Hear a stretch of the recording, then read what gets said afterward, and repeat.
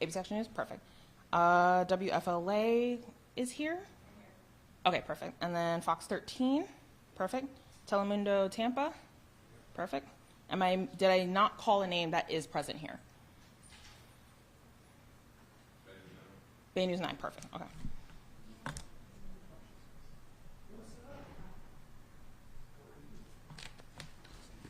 Okay, so we're gonna get started in approximately 3-ish minutes. Does everyone have audio check and white balance good? Okay, perfect. So we're gonna do, so just so you guys know who's gonna be speaking in what order. Right now, once everyone walks in, we'll have FDLE Commissioner Mark Glass, Glass, speaking first.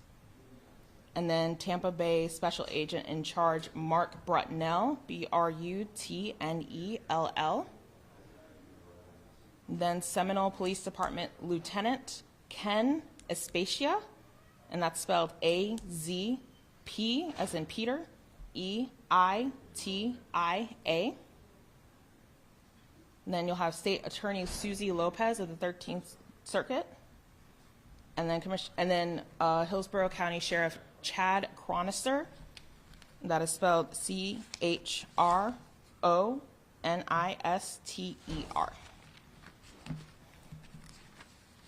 We're looking at roughly about 25 to 30 minutes with Q&A at the end. And is anyone live streaming this straight to? Okay, so let me make sure I have 10 Tampa Bay is live streaming. I assume Facebook and all the traditional social medias? I assume. Okay, so. Okay. And then who else raised their hand for live streaming? Remind me your. NBC. Got it. NBC or ABC? NBC. Oh, I'm sorry, I missed you in the lineup. Well, it's Channel 8. Okay, gotcha. Going out to the NBC. Got you. Okay. And that's, of course, when my pen decides to quit exactly that. Okay, and then who else is live streaming? Remind me again, I'm sorry. All right, wonderful. Thank you guys so much, and we'll get started in a couple minutes.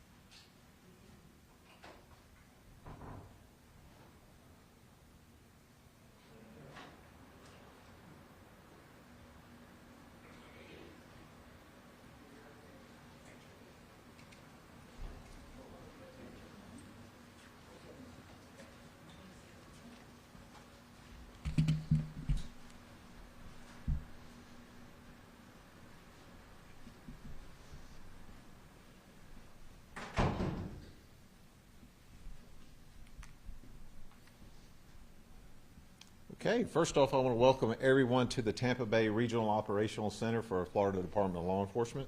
I'm FDLE Commissioner Mark Glass, and joining me today in this announcement is Special Agent in Charge Mark Brutnell of the Tampa Bay Regional Operational Center, Assistant Police Chief Kevin Tyree, and Lieutenant Ken Espadia? I'll make sure I said that right this time. Espadia of Seminole Police Department, the Honorable Hillsborough County Sheriff Chad Chronister, the Honorable State Attorney Susie Lopez from the 13th Judicial Circuit, and FBI Special Agent in Charge Matt Fodor of the FBI Tampa Division. And what we're here today is to talk about and announce the arrest of Brian Eckley, who has been charged with 2 counts of making, possessing, throwing, projecting, placing, or discharging any destructive device. Ladies and gentlemen, what you're going to hear from these individuals here behind me is an example of partnership through the criminal justice community, especially in the Tampa Bay region. And you're also going to see and hear about just good old-fashioned police work, sharing of information between agencies of intelligence, informations on leads, information. Good old gumshoe type police work that we all look and love to hear about. But I want to stress again, this is about a strong partnership in the Tampa Bay region you have here in the criminal justice community. It is a wonderful thing to see. It's a wonderful thing to be part of the state of Florida. Florida is a law and order state. Governor DeSantis and the cabinet and the legislators have all given us every tool and opportunity to make this a law and order state. So I want to thank them personally, and it makes our jobs a whole lot easier when we try to do this and to keep Florida safe. I want to commend the excellent work of FDLE and our partner agencies, investigators and analysts on this case, and the forensic scientists, which is, you're going to hear about that, the forensic scientists for ensuring that this dangerous criminal is taken off our street. Now, without further ado, I'm going to pass this over to Special Agent. Good morning. Thank you, Commissioner Glass, for that introduction. Before I set the stage on how we got here today, I want to just personally thank the entire investigative team who worked very diligently on this case. We have a few of those members here today. We have Ryan Bailey. We have division here. Great team effort on this case. But also I want to give a big thanks to our State Attorney, Susie Lopez, for her continued support and guidance as this case now moves into the prosecutorial phase. I can honestly say that Susie was with us day one of this, giving us guidance and any kind of resource we would need. So how did we get here? So on September 29th and into the early morning hours of September 30th, an unknown suspect placed 2 remote-controlled, improvised explosive devices into 2 men's restrooms at the Seminole Hard Rock Casino. One of the devices was discovered by an employee who immediately did the right thing and reported it, and the casino was evacuated. Ultimately, a second device was located, causing even further disruptions of service to the business. The Seminole Police Department, the Hillsborough County Sheriff's Office bomb squad responded and rendered both devices safe. The Seminole Police Department called on FDLE to investigate, and we launched a joint criminal investigation with Seminole, Hillsborough SO, and the FBI. All we had that morning was that we had an unknown suspect who we know had just placed 2 dangerous devices in a public place, and he might do it again. We had 0 leads, nothing to go on. Immediately, we launched a full-scale investigation to identify and arrest this individual before we could do it again. Through our investigation, we pretty quickly discovered that an unknown male was behaving very suspiciously in the casino 3 days prior, September 25th. And he was observed driving a white Ford Explorer. This Explorer had very unique characteristics which allowed the team to quickly identify the previous owner of that vehicle. As a result of numerous interviews, surveillance, and more importantly, attention to detail, our team was able to determine that Brian Eckley purchased that Explorer under an alias, using a burner cell phone, and paying for the car in cash. Agents also learned that Eckley had been arrested by the Hillsborough County Sheriff's Office just 2 days prior, on September 27th, for an aggravated assault with a firearm. This is on the 27th, 2 days prior to the issue at the casino on the 29th.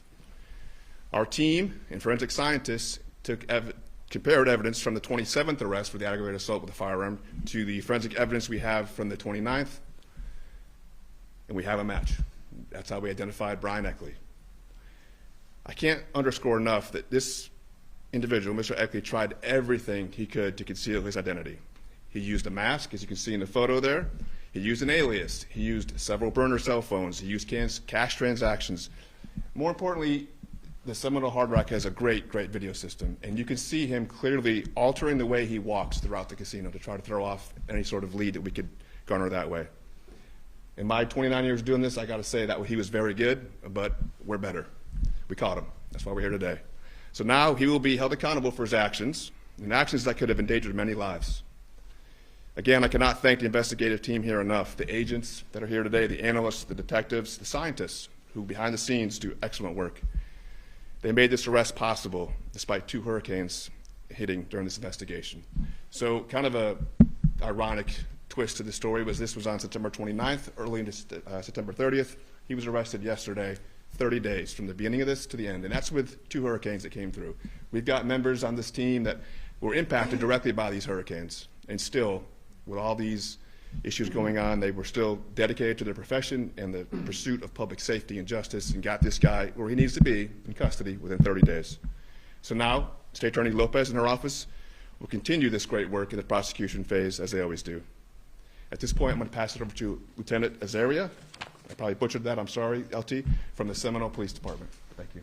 Thank you, sir. On behalf of the Seminole Police Department and the Seminole Tribe of Florida, I want to acknowledge and thank the organizations and individuals who have been instrumental in helping us make this important arrest today. Their cooperation and support has been invaluable as we have all worked very closely throughout this investigation. I particularly want to thank the exceptional investigative technology tools used to identify and arrest this dangerous suspect. Public safety is our highest priority, and your teamwork and expertise have helped us to ensure public safety. Thank you.